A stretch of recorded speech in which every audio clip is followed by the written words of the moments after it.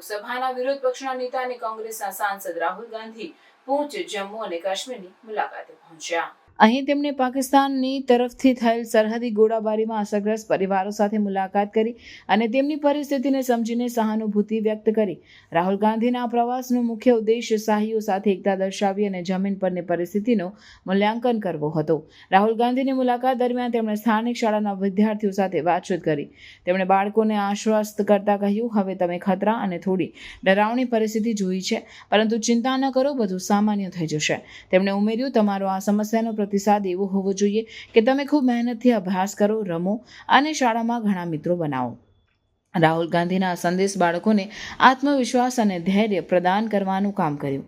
તેમના શબ્દોએ બાળકોને શાંતિ અને એકતા તરફ પ્રેરિત કર્યા, જે તેમની ભવિષ્યની વૃદ્ધિ માટે મહત્વપૂર્ણ છે.